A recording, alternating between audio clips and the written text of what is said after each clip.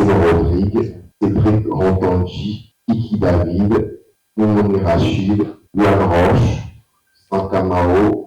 Une liste de 25 commandos pour les 2 premiers matchs des Guépards, comptant pour les éliminatoires de la Coupe d'Afrique des Nations Maroc 2025. Avant de dévoiler sa liste, Guerno Rohr est d'abord revenu sur le cas des joueurs locaux, mais aussi la réception en Côte d'Ivoire du fait de la non-homologation du stade général Mathieu Kérékou de Cotonou. Je voudrais vous ajouter aussi qu'au mois de juillet, Moussa a pris les joueurs locaux qui font partie de notre groupe, ceux dont on parle, ceux qui sont dans la liste, et que il a fait pendant 8-10 jours un stage avec des matchs amicaux pour permettre à ces joueurs-là de rester dans le rythme pendant cette longue période où ici on ne joue pas au football. Mais en tout cas, on a vu des joueurs en activité, on a vu des joueurs qui se sont préparés, même si c'était court au niveau de la préparation, mais c'était quand même bien pour eux de pouvoir reprendre avant les autres déjà et d'être prêts pour d'éventuelles sélections. On doit toujours aller à Abidjan. Nous n'avons toujours pas le stade. C'est pas parce que ça s'est bien passé au mois de juin à Abidjan qu'on est heureux de cette situation. C'est une situation qui ne devrait pas trop durer. Parce qu'on a vu, ne serait-ce qu'aux Jeux Olympiques, le soutien de son propre public peut permettre aux athlètes de se surpasser. Et c'est pareil ici, les 2 matchs qu'on a fait ici étaient de bonne facture, que ce soit depuis que je suis là, que ce soit le Rwanda ou le Sénégal. C'était 2 matchs où le public a poussé l'équipe pour égaliser, on a même failli gagner. Donc du coup, on regrette toujours cette situation-là. Guerno Rohr s'est aussi prononcé sur le retour en sélection de certains cadres qui n'étaient pas présents au dernier rassemblement en Côte d'Ivoire. Oui, en effet, il a eu un retard de vol, voire il a raté son vol carrément, comme vous dites très justement, et qu'il aurait voulu arriver pratiquement que la veille du match. Donc j'ai dit, c'est pas la peine. Tu peux rester chez toi. Parce qu'il a manqué de discipline sur le coup et nous l'avons écarté du groupe. Maintenant, depuis, il a joué dans son club, qui reprend très tôt, comme vous le savez, dans les pays de l'Est, ils reprennent très très tôt, il joue la qualification pour la Champions League en Europe, etc. Il a fait tout ça. Il a montré des regrets, voire même des excuses, et du coup, il n'y a aucune raison de se priver d'un joueur qui joue sur le plan international à un plus haut niveau. Donc, il est de retour dans la liste, comme d'ailleurs 2 autres, voire 3 autres joueurs qui sont là. C'est notamment Andreas qui est de retour. Donc ça, c'est une bonne nouvelle. Il était blessé la dernière fois, comme vous le savez. Nous avons Warren Traoré qui fait de bonnes choses aussi avec le Lokomotiv de Sofia qui est de retour. Donc on en est très heureux. Le sélectionneur a désormais espoir et foi en cette équipe qui désormais est une équipe soudée, motivée, dirigée par un capitaine qui retrouve ses repères. On a pris confiance. Je pense que les joueurs sont là pour confirmer que maintenant on sait qu'on peut faire bien contre les grandes équipes. C'est pas seulement contre le Nigeria qu'on l'a prouvé. On l'a prouvé même avant contre d'autres pays. Et du coup, on y croit, malgré les petites difficultés que certains joueurs ont dans leur club, parce que chez nous, c'est autre chose. C'est pas un club, c'est une famille, c'est un groupe qui travaille bien ensemble. Il y a une motivation extrême. Il y a un capitaine, un nouveau capitaine qui a commencé à trouver ses marques et qui dirige bien ses coéquipiers. Et nous avons maintenant une connaissance les uns des autres pour dire qu'on sait où on va. Pour ces 2 journées, les Guépards seront au Nigeria le 7 septembre pour jouer les Super Eagles et le 10 septembre à Abidjan pour jouer la Libye. Bon, déjà, avoir l'explication du coach, il est dans la continuité. C'est vrai que personnellement, je pense qu'on pouvait quand même se passer de certains joueurs qui notamment n'ont pas de club, histoire de les laisser avoir de club et d'avoir du temps de jeu, mais le coach est dans sa logique. Le coach, il a dit, il est dans la continuité et que les joueurs se sont pas des fruits dont il faut sucer et puis jeter la peau comme ça. Okay? On espère. Avec ça, déjà, il a déjà fait un résultat de par le passé. Donc, on a confiance en lui, on croit en lui. On verra bien ce que ça va nous donner contre le Nigeria et la Libye. Tout de suite, moi, je dirais tout simplement qu'on ne change pas une équipe qui gagne. Et là, donc, ça a été l'élément motivateur du sélectionneur qui a décidé de faire avec des joueurs qui ont fait l'expédition récente sur Abidjan lors des premières et deuxièmes journées des éliminatoires du Mondial 2026. Et donc, le Bénin qui a réussi à un exploit face au Nigeria. Mais avant, c'était donc le Rwanda qu'on a battu. Et puis, personne n'y croyait. Le Nigeria qui sortait d'une très belle CAN. Le Nigeria, vice-champion d'Afrique. Et donc, le Bénin qui, dans l'histoire, les palmarès de ces deux équipes, qui n'a jamais réussi à battre une équipe nigériane, les Super Eagles, réussissent cet exploit. Et donc, aujourd'hui, l'entraîneur a constaté que, bon, il n'y a pas de hasard dans la vie, parce que aujourd'hui, les deux équipes ont été tirées au sort, se retrouvent dans la même poule pour les éliminatoires de la prochaine Coupe d'Afrique des Nations. C'est un autre challenge qui commence. Et donc, lorsque vous avez des joueurs qui sont en pleine confiance, lorsque vous avez des joueurs qui se sentent véritablement motivés pour la mission, je crois que il vous faut faire appel donc à ces joueurs pour aller donc réaliser l'essentiel. C'est là ce qui justifie donc le choix de Gernot Ross ce matin. Ah, bien sûr, c'est possible d'aller chercher la Libye et le Nigeria. Comme je l'ai dit, nous avons des résultats. Si on pense cette année-ci, on a quand même fait un très bon match contre la Côte d'Ivoire. On a fait un bon match également contre le Sénégal, même si on a perdu. Et ça s'est enchaîné par la suite avec le Rwanda et le Nigeria. Donc ça veut dire que l'équipe est sur une très bonne dynamique et qu'on peut surfer déjà là-dessus. Actuellement, face au Nigeria, le Bénin est plus en confiance. Le Nigeria a plus dos au mur que le Bénin. C'est le Nigeria qui a tout approuvé aujourd'hui, dire que nous allons évincer le Bénin. Le Bénin est tout tranquille. Tout le monde sait que le Nigeria n'est pas favori devant le Bénin, d'accord. Mais avec les derniers résultats du Bénin, le Nigeria va se dire, attention, c'est le Bénin, il faut quand même se méfier. Et le Bénin n'a rien à perdre en fait face au Nigeria. Ils vont jouer clairement leur chance et on verra bien. Les joueurs vont jouer beaucoup plus détendus à un moment donné. Et je crois que ça pourra. Maintenant, la Libye, c'est notre grande inconnue. On verra si ça va donner un résultat positif parce que c'est un football qu'on ne maîtrise pas totalement. Mais on fait confiance au coach, comme je l'ai dit, il va pouvoir nous sortir la magie ou le miracle. C'est bien possible. Moi, je crois qu'il n'y a pas grand changement dans cette liste-là. Il a dit tout à l'heure, il n'y a que 2-3 joueurs qui ont participé à l'expédition abidjanaise et qui ne sont pas là. Et donc, lorsque vous parcourez un peu cette liste, les cadres sont là. Au moins, lorsqu'on prend 100% sur cette liste, au moins on a 98% de ceux qui sont habitués donc, à jouer depuis un certain moment ensemble. Steve Mounier, Cédric Runtondi, Andreas Runtondi, Dodo Doku, Junior Olaïtan, Satuné Alagbe, c'est vrai qu'il n'a pas de club actuellement, mais il est appelé. Vous avez aussi Marcel Dandinou, David Kiki. Lorsque vous parcourez cette liste-là, vous sentez véritablement que c'est les cadres, c'est ceux-là qui sont restés pendant longtemps.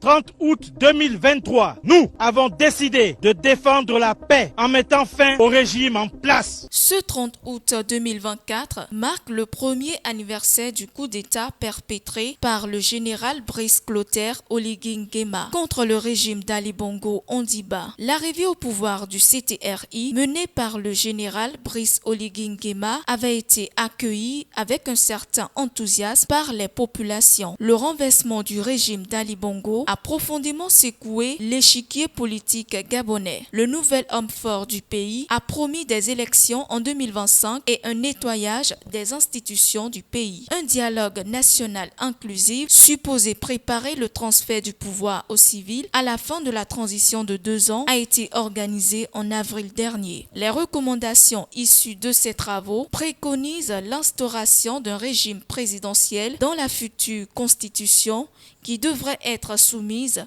au référendum d'ici le mois d'octobre. Parmi les recommandations figurent la suppression du poste de Premier ministre, le non-cumul des fonctions de ministre et de député, le maintien du bicaméralisme et la limitation de la durée de la transition à 2 ans et la suspension des partis politiques. Ce coup d'État désigné dans le pays sous le thème « Coup de la libération » était perçu comme le début d'une nouvelle ère politique et économique. Au-delà des enjeux politiques, le Gabon fait face à des défis économiques. Longtemps dépendant des revenus pétroliers, le pays a été durement touché par la chute des coûts du brut, fragilisant ses finances publiques et creusant les inégalités. Sur le plan diplomatique, la communauté économique des États de l'Afrique centrale a accepté de lever les sanctions contre le Gabon en mars dernier et de réintégrer dans le bloc régional 6 mois après avoir suspendu son adhésion en réponse au coup d'État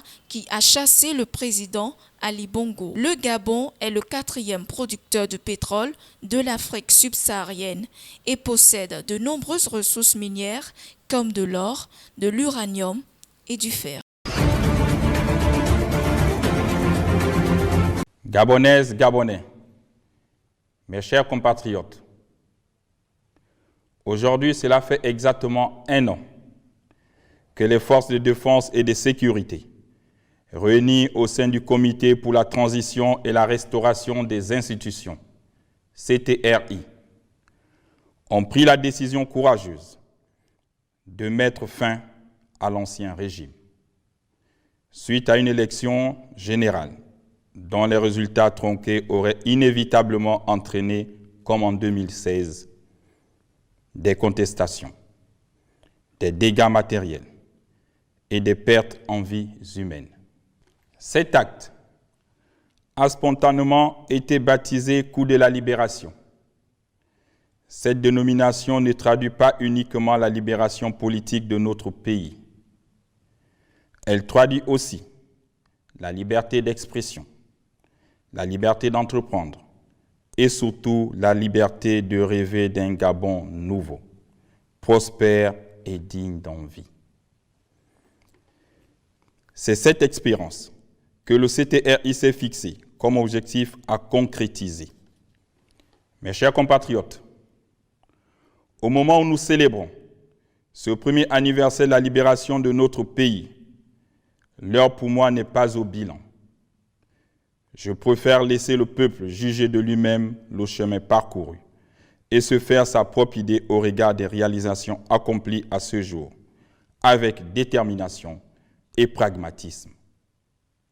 Toutefois, il vous souviendra qu'après le coup de la libération, nous avons consulté les forces vives de la nation. De cet échange est née l'idée d'un dialogue national inclusif.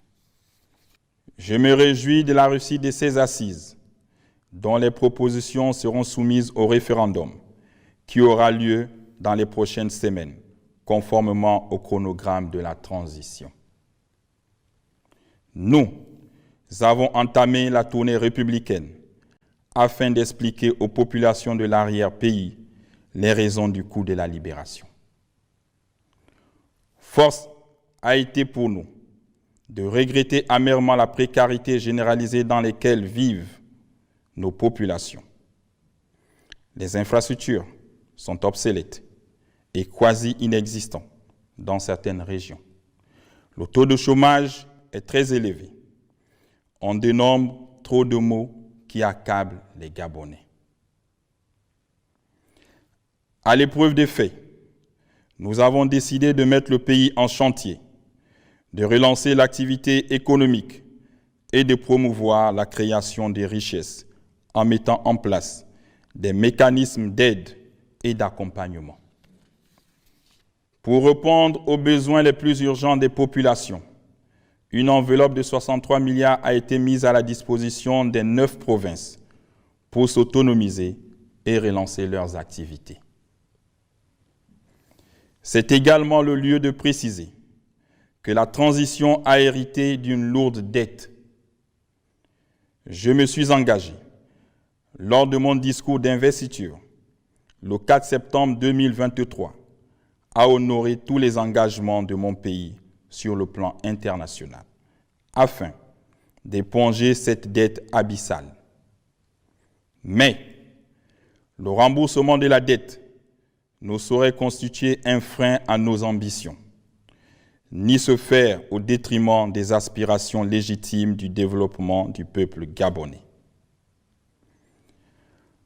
En cette difficile période de la transition, la République gabonaise invite les bailleurs de fonds à soutenir son effort vers le développement. Peuple gabonais, en prenant conscience de l'ampleur de notre dette, il va de soi que le développement de notre nation devrait nécessairement passer par la valorisation de nos ressources. Chers Gabonais, mettons-nous au travail.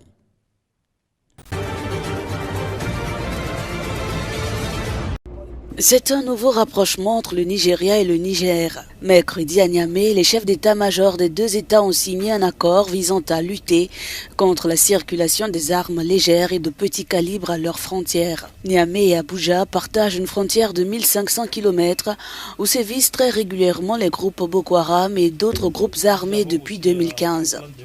Cet accord autorise une mutualisation des efforts pour sécuriser cette frontière. Un comité de dialogue sera chargé de mettre la lumière sur les défis auxquels sont confrontés les deux États et faciliter le renforcement de leur coopération. Depuis le renversement de Mohamed Bazoum, les relations étaient glaciales entre les deux voisins. Avec cet accord sécuritaire, Niamey s'est engagé à renforcer sa participation au sein de la force conjointe contre Boko Haram.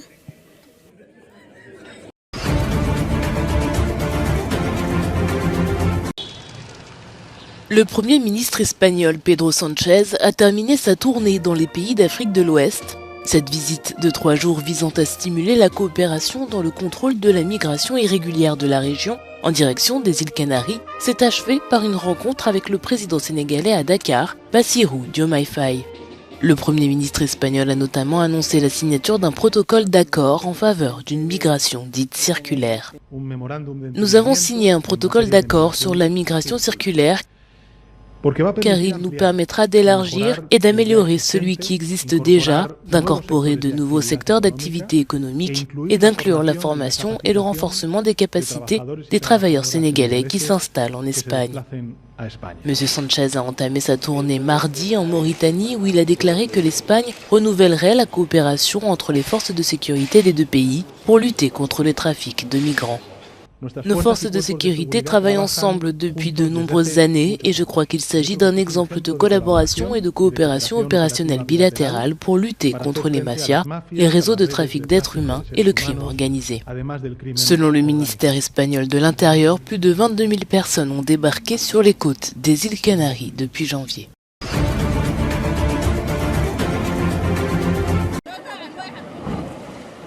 Les maisons continuent de s'effondrer dans le nord du Soudan, où des inondations majeures ont fait des dizaines de morts et de disparus.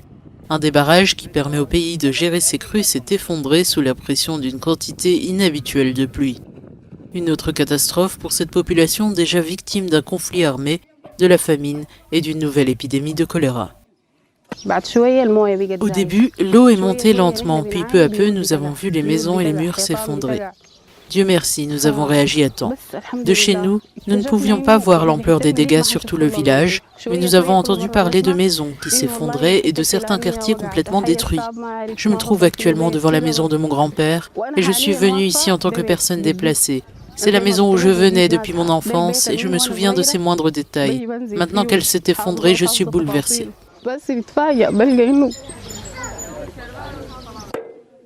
Pour éviter de dormir dans les rues, les villageois s'activent pour trouver des solutions et se réfugier. Yassine Abdelwahab, qui a perdu sa maison, doit composer avec les moyens du bord pour mettre sa famille à l'abri. Nous travaillons actuellement à la construction d'un abri pour la famille. En utilisant des matériaux issus des maisons effondrées, tels que des tuyaux ou des débris de toiture. Nous utiliserons cet abri jusqu'à ce que les secours arrivent, si Dieu le veut. Les fortes pluies et inondations au Soudan ce mois-ci ont affecté plus de 317 000 personnes, dont 118 000 déplacés, aggravant l'une des pires crises de déplacement au monde due à la guerre qui sévit dans le pays.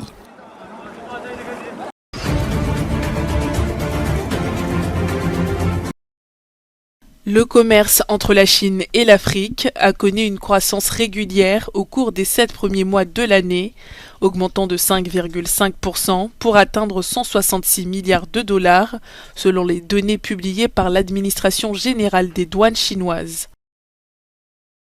En 2023, les échanges commerciaux ont atteint un niveau record de 282,1 milliards de dollars, ce qui témoigne d'une forte résilience. Le commerce de biens intermédiaires entre la Chine et l'Afrique a enregistré une croissance au cours des 7 premiers mois de cette année, représentant 68% de la valeur totale du commerce bilatéral, ce qui a aidé l'Afrique dans son processus de diversification économique. La Chine est restée le premier partenaire commercial de l'Afrique pendant 15 années consécutives. Renforcer la coopération économique et commerciale sera le mot d'ordre des deux parties lors du prochain forum sur la coopération sino-africaine.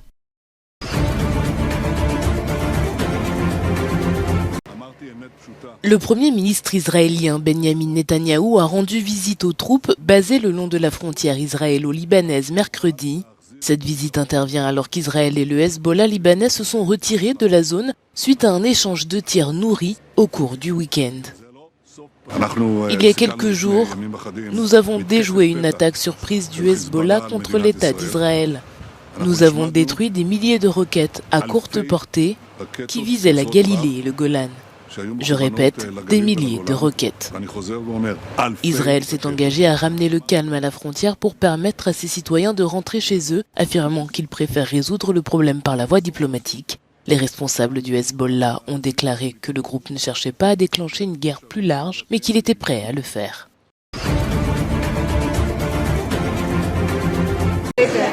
Le responsable de la politique étrangère de l'Union européenne, Josep Borrell, a proposé des sanctions à l'encontre des ministres israéliens qui incitent à la haine et aux crimes de guerre contre les Palestiniens. Les sanctions proposées visent le ministre de la Sécurité nationale Ben Gvir et le ministre des Finances Smotrich. Ils appartiennent à l'aile ultranationaliste d'extrême droite du gouvernement de Netanyahou et leurs récentes actions incendiaires ont suscité une vague d'indignation internationale.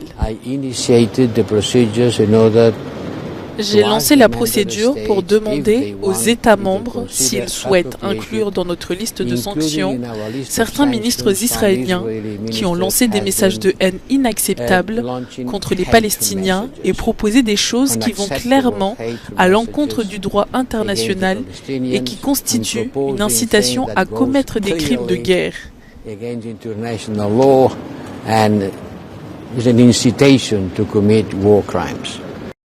Le ministre Ben Gvir s'est récemment rendu à la mosquée Al-Aqsa, un lieu saint contesté à Jérusalem, et appelé à plusieurs reprises à prier sur le site, en violation du statu quo maintenu depuis des décennies par les autorités israéliennes.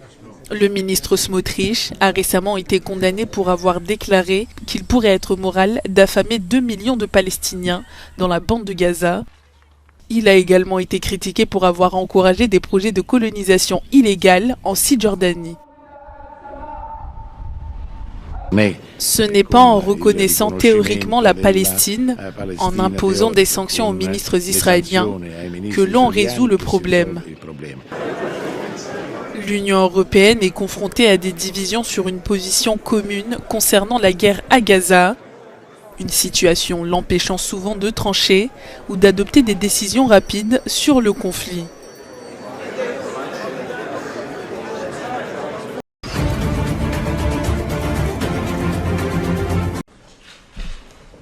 Le ministre russe des Affaires étrangères Sergueï Lavrov a déclaré que la Russie fournira une assistance en matière de défense aux pays africains.